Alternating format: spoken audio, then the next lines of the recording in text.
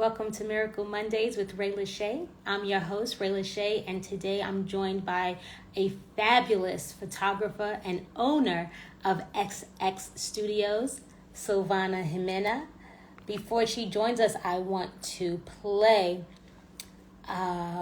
Fists in the Air by Natalia Segura to get us started on this International Women's Day, March 8th, 2021. So sit back, relax, listen, and enjoy. Human beings can live and love and be healthy and create. You have to completely revolutionize the entire fabric of society. Sisters, I'm proud of you. May we all reflect your greatness. Thank you for leading the way. Emmeline, Amelia, Rosa Parks, Kathleen Cleaver, Rigoberta Frida. Thank you for your fierce hearts. Ellen Johnson Sirleaf and Frank Mother Teresa. So many more women to name. What you did was not in vain. Strength is measured in the heart. Warriors like Joan of Arc. Portals through to Earthside. Nurturers give us the light. The one guiding Mutambathai. She's inside of you and I honor those who dedicate. So I raise my fist in the air. For the women who came before me. For the sisters still to come. For all that we've accomplished. For all that still needs to be done. For the women who came before me. For the sisters still to come. For all that we've accomplished. For all that still needs to be done. Oh, my ancient heart, goddess within, I see you. We will win. Indigenous queen, my blood cannot be thinned. Our healers, our guides, las brujas, our wives. Strength is measured in the heart. Warriors like Joan of Arc. Portals through to Earthside. Nurturers give us a life. Eleanor Roosevelt, lady boss, as you can tell. They change the world, those who dare. So I raise my fist in the air. For the women who came before me.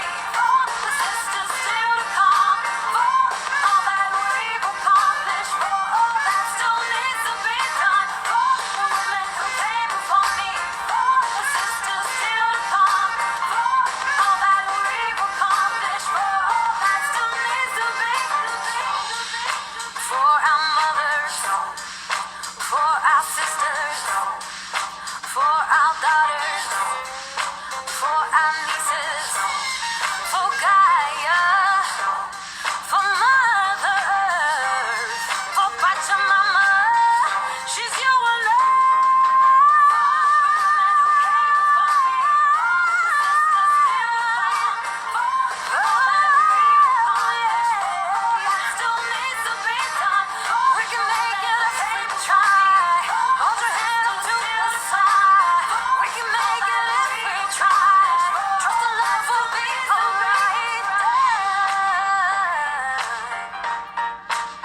Don't let anyone say you can't.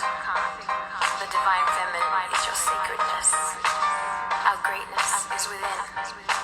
These united flames cannot be dimmed. That was Fists in the Air by Natalia Segura, who has joined us. So welcome. Thank you for being here. You can check that out on YouTube. Just search Fists in the Air, Natalia Segura. And I would love to welcome Silvana Ximena from SX Studios. And want to thank you all for joining me today on Miracle Mondays with Rae Lashea. Give us 1 second and she'll join us.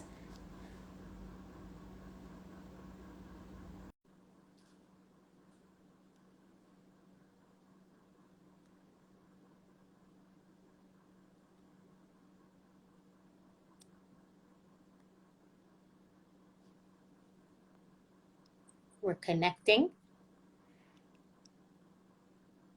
And in the meanwhile, feel free to visit my website at www.lessproblemsmoremiracles. Let me see.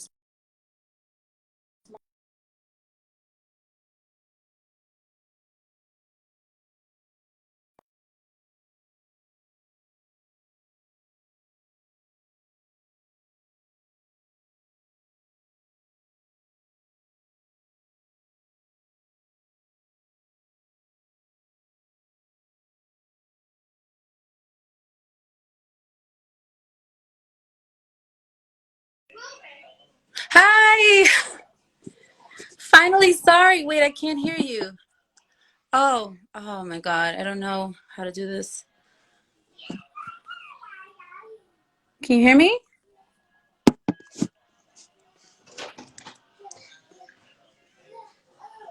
I can't hear it. I can't hear you.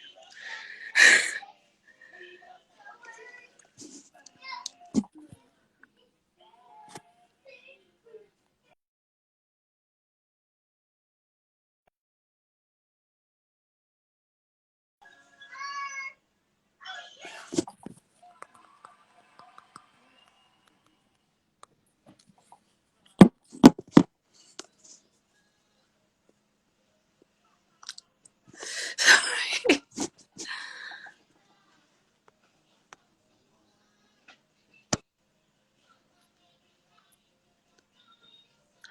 Oh, so let me get off. I'll get off.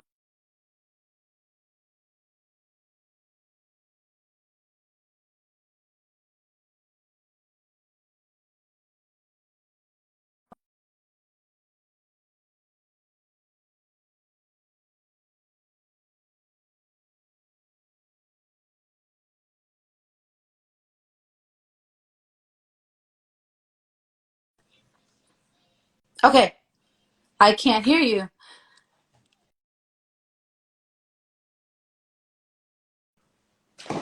See your lips moving, no sound. Oh my God.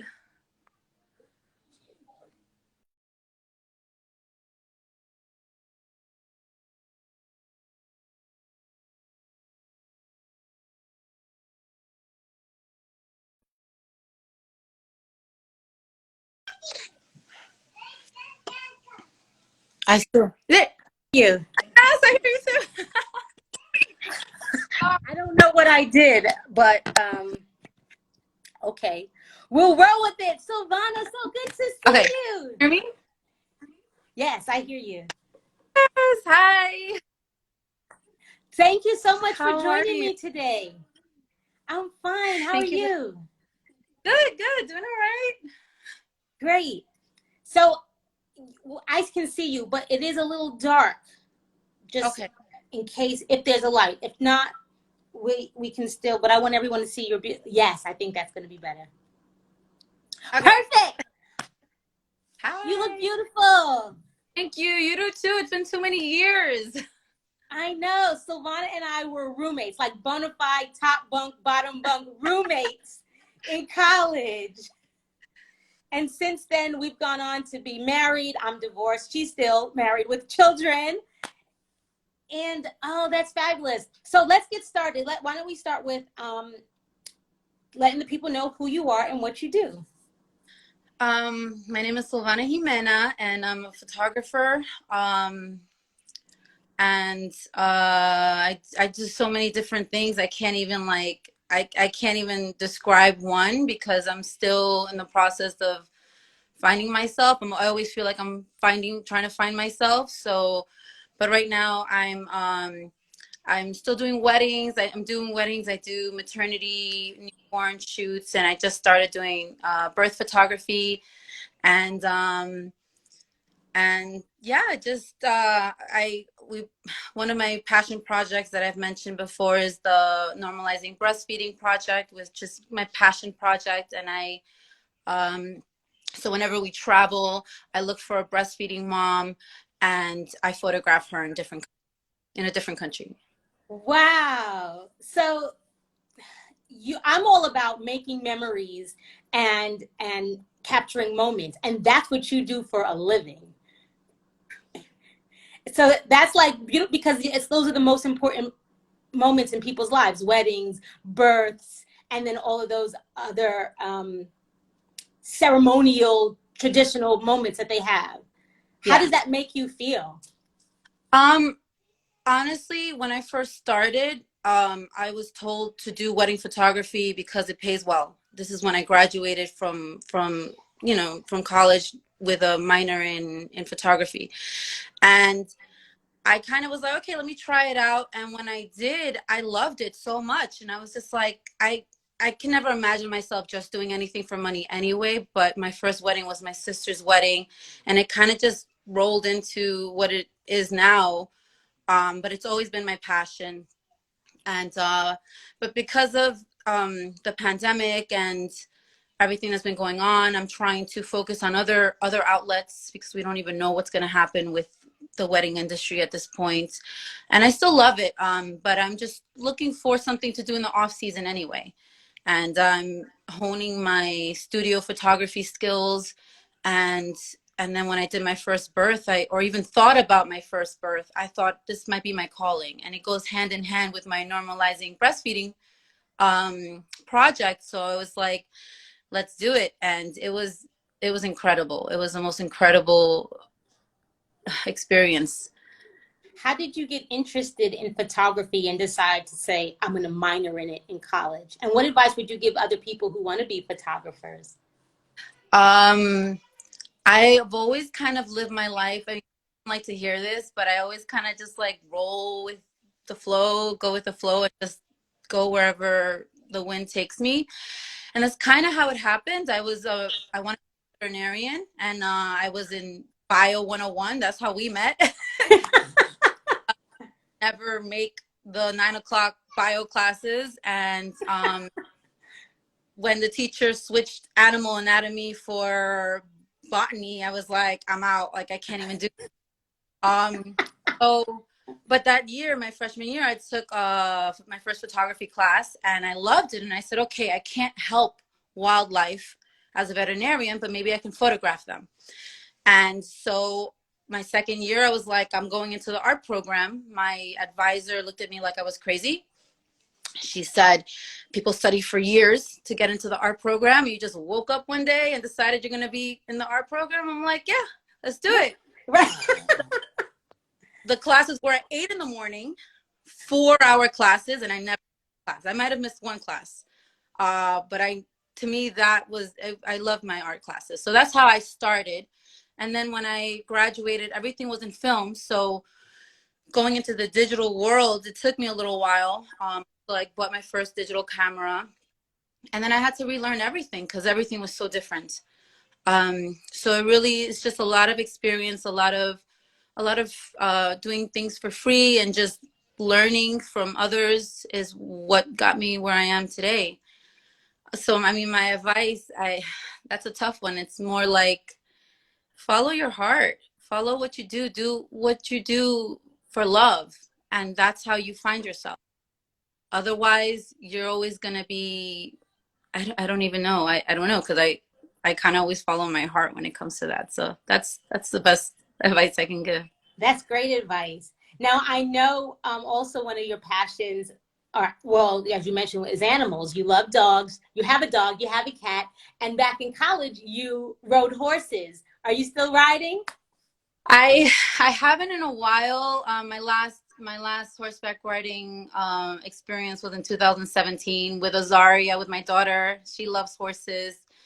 Um, and but I did an equestrian vacation almost 10 years ago, and so for my 30th birthday. So for my 40th, I want to do the same. I want to go to another country and do an equestrian vacation, and find a way to get Azaria on a horse. But I've always, I mean, I talked with her about it. I've always dreamed of having a horse, so it's her dream now as well. So I was like, we'll have a horse together. Let's do it.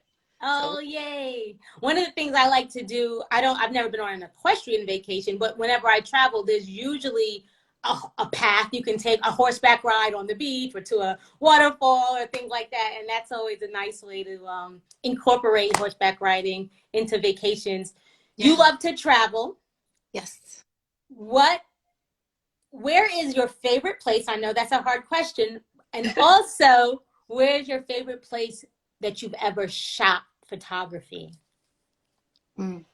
So, as I've mentioned to you before, favorites are never really my thing. I have trouble having a favorite of anything because I kind of just, wherever I'm feeling at the moment, whatever I'm feeling, it's kind of, I don't have favorites. A place that I really would love to visit again to take more photos with the skills that I now have is Venice, because that's always been my dream.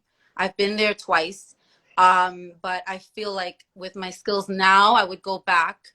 But right now, my goal is to go to Asia. I've been to 6 continents. I want to see all 7.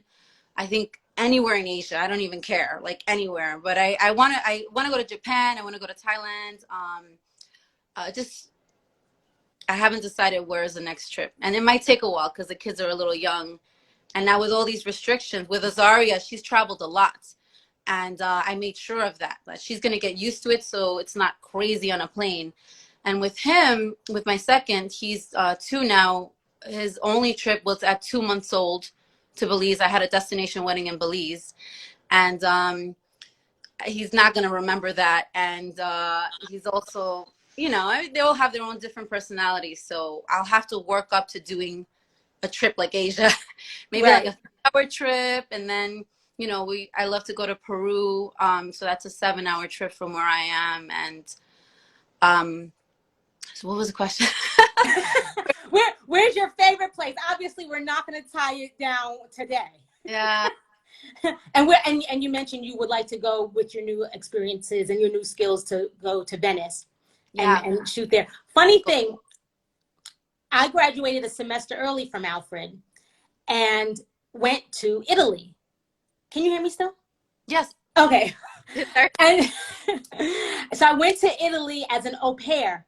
And every weekend, so I stayed in Florence, a little outside of Florence, but every weekend I would take the train and go to a random city just to travel the country. This one weekend I went to Venice. It happened to be Carnivale, which just was my luck. But as I was getting off the train and walking into the city, I ran into Courtney.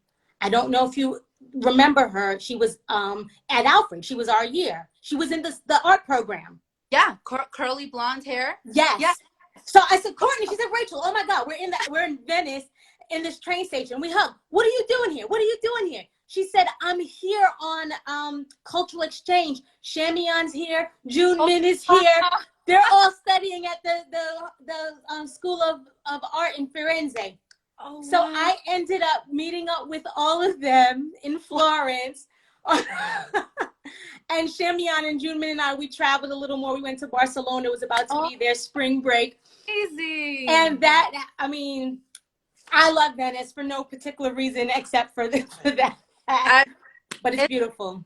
I mean, just go, the history, it just, everything about it is just so, it was always my dream when I was little. Like I've always wanted to travel. Like my mother tells the story of when I was little, she asked, where do I want to go, like to eat? And I was like, Africa.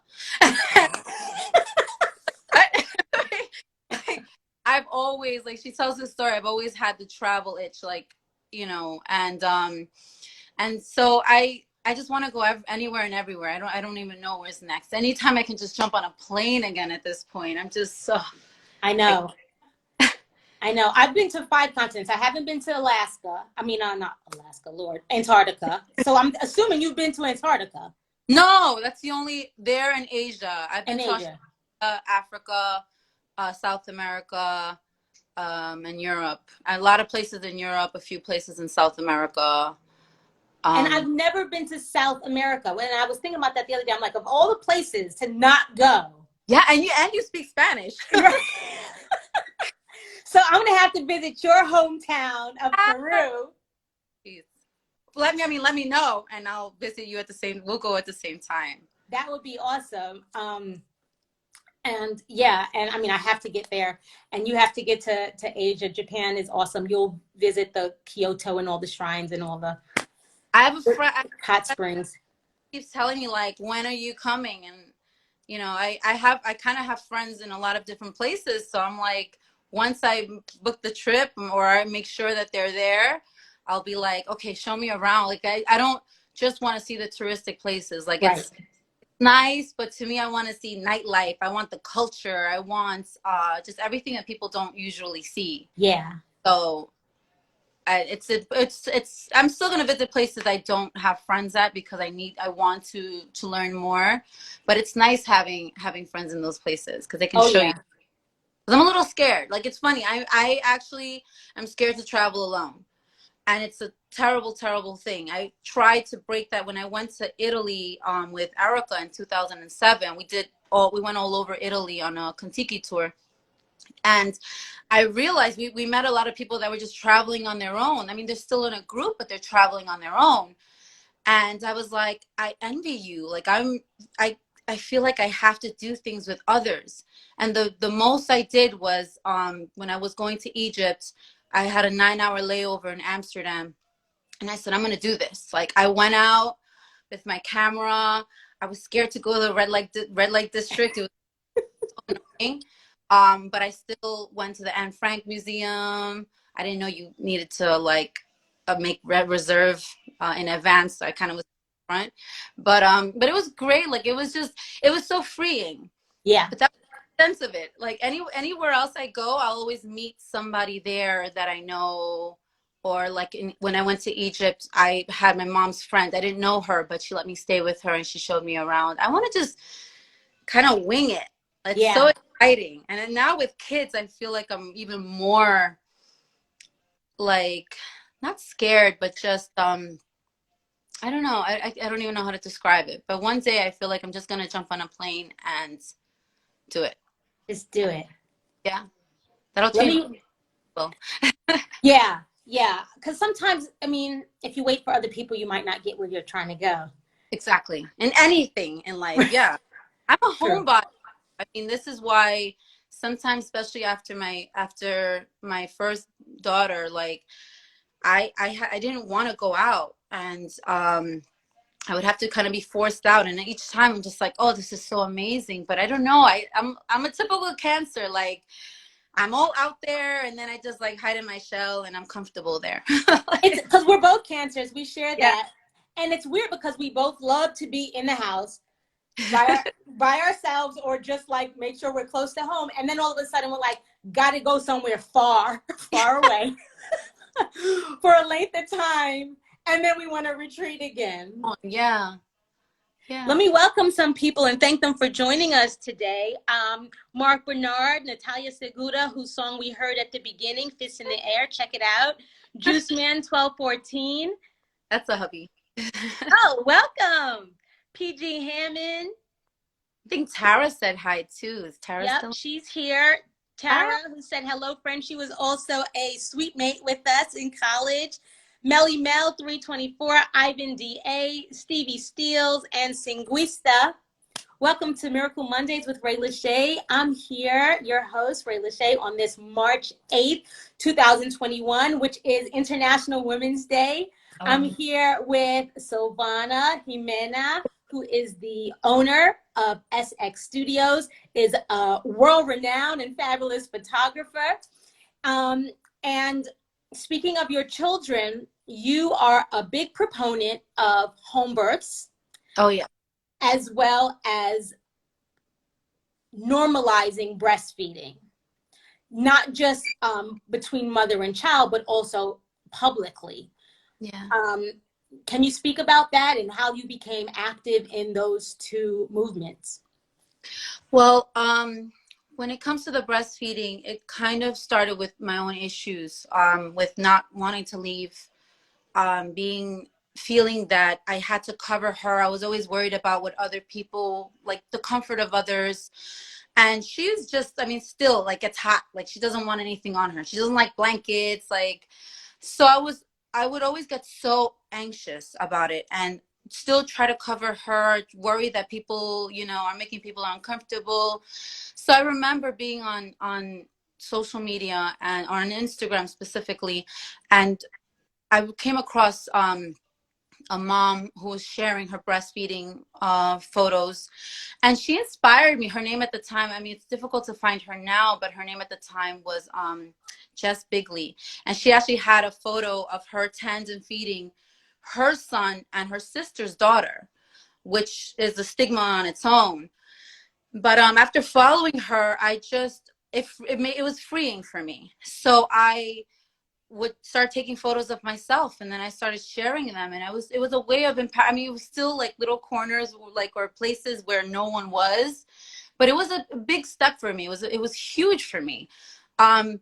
So when I started when I started sharing that, it was a way of breaking those barriers for myself, a way of trying to free myself.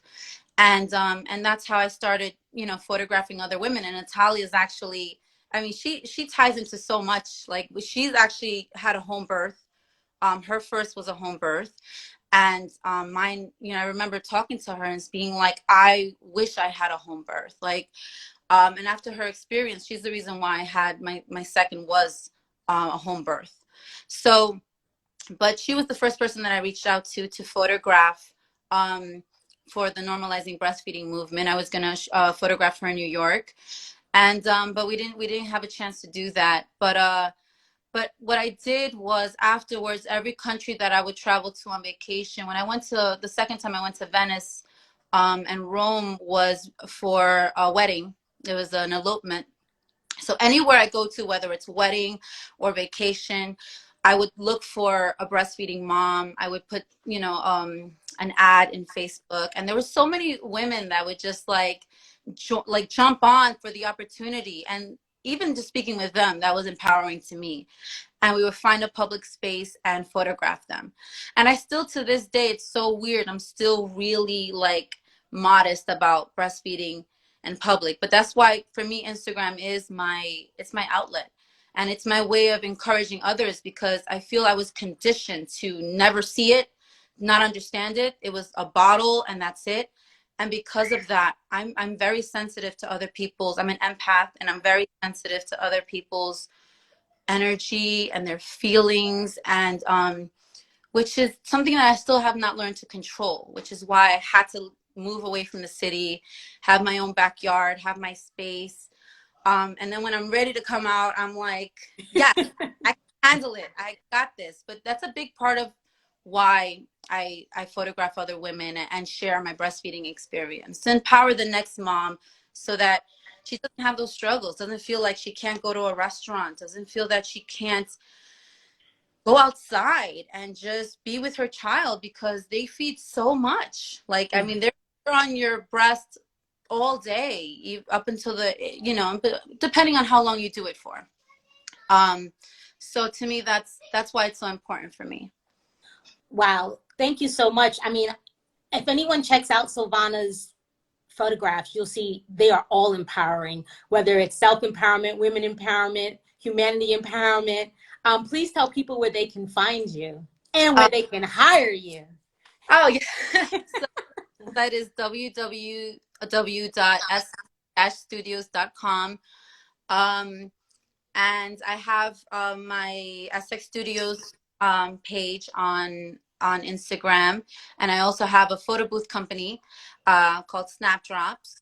But the Silvana, my Instagram page for my personal passion projects, you could say, is silvana.ximena.photography. And my name is a little difficult to know, to spell, so probably it'll be in the caption somewhere. You're the first person I knew that had an X in their name, like as the beginning of their name, and I always admired that. Well, it's not even my last name, honestly. It's my middle name. To me, I was born with one last name.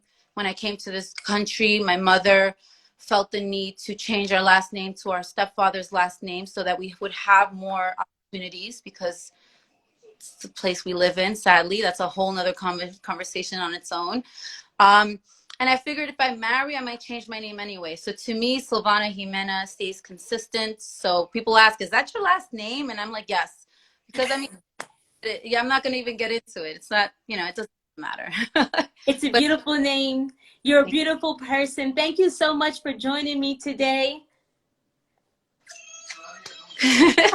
Ladies and gentlemen, thank you for being here with us on Miracle Mondays with Rae Lashea. Check out www.sxstudios.com. Visit me at lessproblemsmoremiracles.com. Put your email address in so that you can get the free PDF Miracle Makers Roadmap, as well as check out the books that I have. And gosh, if you need a photographer for any of your wedding, birthing, or maternal needs, or anything that you want to get a picture of, right? Hit up Silvana Ximena, and she will. The photographs are amazing. You capture moments that are really breathtaking. Thank you so much. Well, until next week when I have funny lady Annie McKnight, comedian extraordinaire here. Have a miraculous Monday. Love you. Bye-bye. Love you too.